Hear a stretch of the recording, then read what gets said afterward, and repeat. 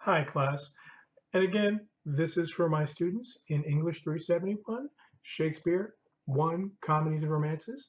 If you're watching this on YouTube for any other reason, please borrow somebody's Netflix password. I want to start with and am starting with A Midsummer Night's Dream for two reasons. One, it's the play you are most likely to have encountered beforehand, most likely to have been taught at an earlier grade, and most likely to have seen live because it's incredibly popular in the theater. I'll talk about why in a moment. Secondly, it's a play that people treat as simple. And it may be simpler than some of the other plays we're going to read this semester, but that isn't saying much because those are some pretty complicated plays. I want to start here by not underestimating A Midsummer Night's Dream, which gets stereotyped as leafy fairies, blah, blah, blah, silly boy girl romance. And it is that too, but it's not just that. And the level of craft involved is formidable. Formidable. If it were really easy to write a happy comedy that would be timeless like this, everyone would do it. There aren't more like this because it's not easy to do. I'll talk about why in a second. Let me first talk about why it's popular. It's maybe the most frequently produced of all Shakespeare's comedies. It's considered accessible. It is like if you don't miss if you do miss all the complicated subtle bits, you're still going to come away with a fairly nice, funny story. It's if you boil this down to the lowest common denominator version, what it is, it's still fairly good. And I'll admit, I've been to the theater sometimes and seen the lowest common denominator of this, and it was like, it's like Midsummer Night's Dream can become over the years of theater going like pizza, in that the bad ones are okay, okay, though maybe you wouldn't seek them out. It is convenient for amateur groups because the parts are distributed very fairly. The no parts are too big. There are a lot of juicy mid-level parts. This is good because it keeps your whole cast and your amateur or school group happy. It's also good in that the whole enterprise doesn't really depend on a single performance. Let's just say if you're doing Hamlet and your Hamlet isn't good, that's going to be a long night for everybody. If your Demetrius isn't that good, if your Puck isn't that good, well, none of these people are clearly a lead. There is no single leading role. Um, we share things that some parts are better than others, but it's not clear that anybody is the kind of star in the way some of the tragic heroes are central to their play. If you do Macbeth and Macbeth stinks up the joint, then the whole play is pretty much shot. Midsummer Night's Dream is an ensemble piece. It's good for like Shakespeare's own company was doing ensemble things.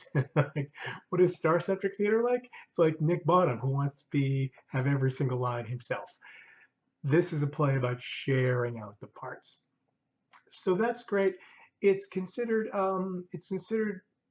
friendly to children because in the 400 years plus since it was written, it has fairies have become associated with children much more in our day than in Shakespeare's day. Stories about fairies are now considered suitable for children, maybe only suitable for children. So we presume they're going to like Midsummer Night's Dream. You take them to see the fairies.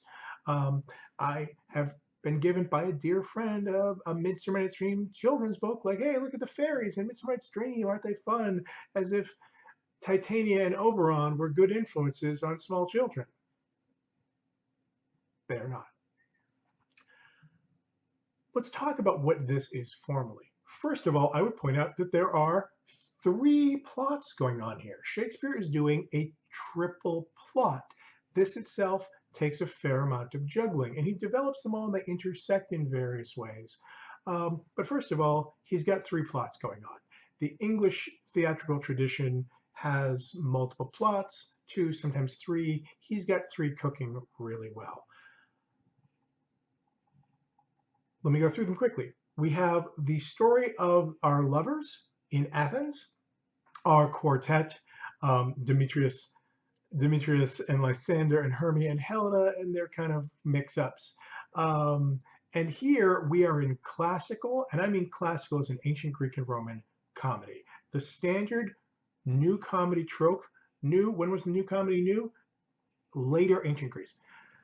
Set in, well, in ancient Greece, right? You've got a couple who want to get married, and dad gets in the way, father doesn't understand, and hijinks ensue. We run to the woods to get around dad, and eventually, this is this is the standard intergenerational conflict marriage plot that you will see Shakespeare do over and over again, though he will sometimes start to downplay that plot more and more and pay less and less attention to it.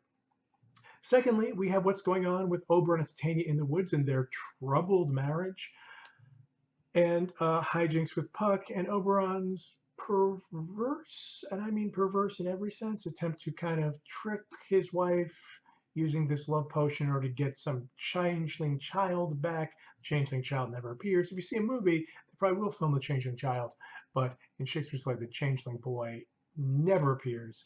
And then we have our clowns, a group of actors or hardcore working men, hard-hearted men who work here, hard-handed men who work here in Athens, who never labored in their minds till now, who are putting on a play for Duke Theseus's wedding and kind of catastrophically bad at it.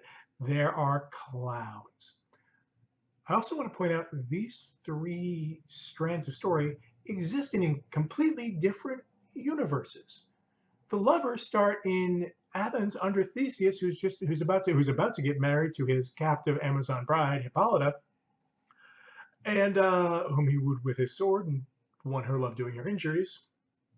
Not a role model. Theseus is a legit classical hero. He's Hercules' cousin. We can find him in Hamilton if you get Hamilton. We are in the world of classical myth.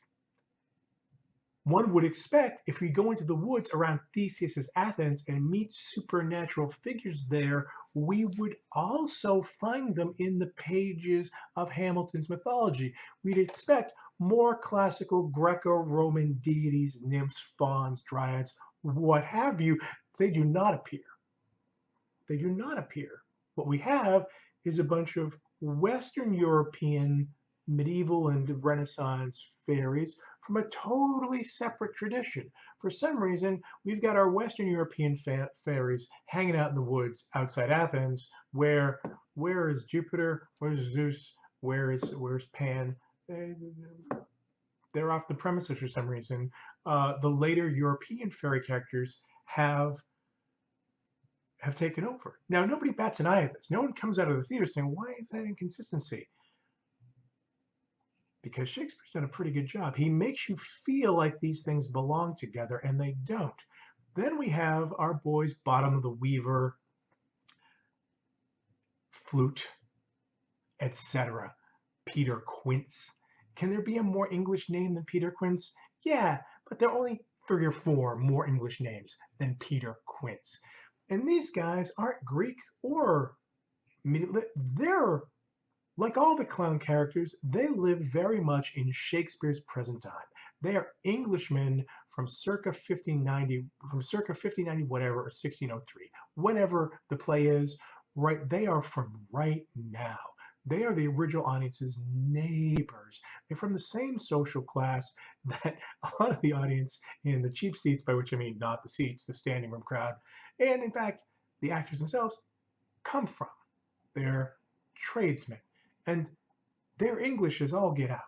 So what are they doing in Athens? Why are they saying like, well, partly there's always this anachronism with the clowns. The clowns always live more in our world than in the world of the fiction of the play.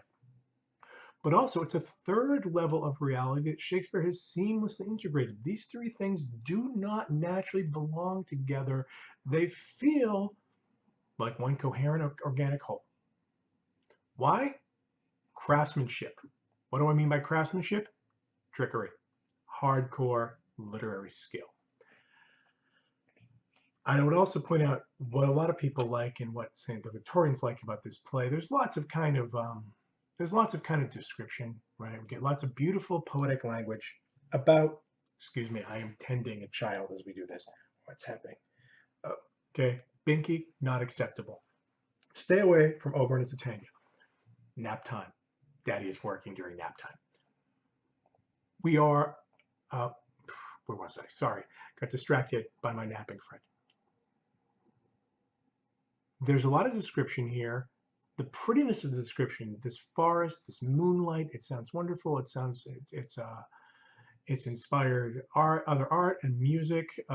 If you know the famous wedding march, da, da, da, da, da, like the wedding march, that actually comes from a symphonic version of A Midsummer Night's Dream. Um, Here's the thing about A Midsummer Night's Dream. What is all of that descriptive imagery of the trees and the flowers do? What is all that doing? It's creating the scenery. Remember, Shakespeare's theater has no scenery. It is a matinee every day. It is 2 in the afternoon in the not well-scented suburbs of London. And this time, suburbs are bad, not exclusive. Suburbs are really, you put the stuff you don't really want to allow in the main part of the city. There is no moonlight. There is no moonlight performance. Now, we use theatrical lighting and scenery and all that stuff. Shakespeare has none of it. All of Shakespeare's scenery is in the words themselves. You have to hear the scenery.